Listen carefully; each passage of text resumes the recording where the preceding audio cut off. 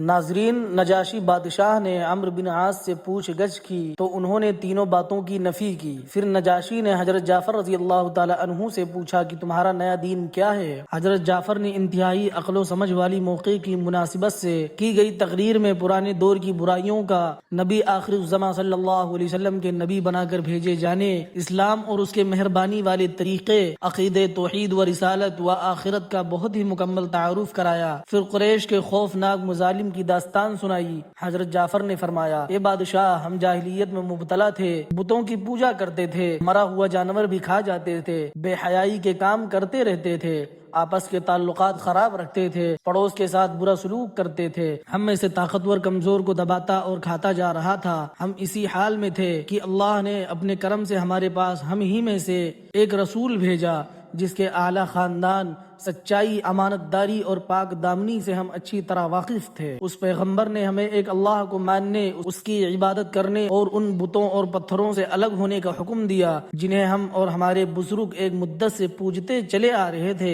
اور اس نے ہمیں سچ بولنے، امانت داری، رشتہ داروں سے اچھا سلوک، پڑوس کے ساتھ اچھا سلوک اور تمام حرام کاموں اور خون خرابے سے بچنے کا حکم دیا۔ نیز ہمیں بے حیائیوں، جھوٹ بولنے، یتیم کے مال کو ناحق استعمال کرنے اور پاک دامن عورتوں پر جھوٹا الزام لگانے کے جرم سے منع فرما دیا، اور ہمیں تاکید کر دی کہ ہم صرف ایک خدا کی عبادت کریں، اس کے ساتھ کسی کو شریک نہ ٹھہرائیں۔ چنانچہ ہم نے اس رسول کو سچا مانا، اس پر ایمان لے آئے، اس کی لائی ہوئی باتوں پر عمل کیا، ہم ایک خدا کے عبادت گزار بن گئے۔ اللہ کے ساتھ کسی کو شریک کرنا ہم نے چھوڑ دیا۔ اس کے نتیجے میں ہماری قوم ہم پر ٹوٹ پڑی۔ قوم کے لوگوں نے ہمیں طرح طرح کی سزائیں دی، ہمیں ہمارے دین سے ہٹا کر بتوں کی پوجا کی طرف لوٹانا اور اللہ کی عبادت سے دور کرنا چاہا، اور ہمیں مجبور کیا کہ ہم پرانے زمانے کی طرح گندے کاموں کو جائز سمجھیں۔ جب ظلم کی حد ہو گئی تو ہم آپ کے علاقے میں آ گئے، ہم نے دوسروں کے مقابلے میں آپ کو پسند کیا، ہم نے آپ کے پڑوس میں رہنا پسند کیا، ہمیں پوری امید ہے کہ آپ کے دربار میں ہم پر کوئی ظلم نہ ہوگا۔ یہ داستان سننے کے بعد نجاشی نے کہا، کیا تم کو قرآن کا کچھ حصہ یاد ہے؟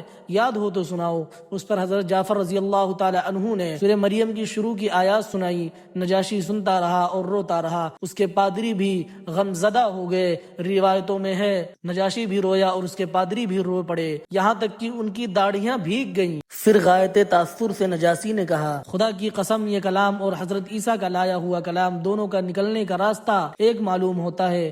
اے قریش کے نمائندوں، تم واپس جاؤ، خدا کی قسم میں ان مظلوموں کو تمہارے حوالے کبھی نہیں کروں گا۔ ناظرین، اگر ایسی ہی ویڈیوز آپ کو پسند ہیں تو ہمارے چینل کو سبسکرائب کریں۔ جزاکم اللہ خیرا۔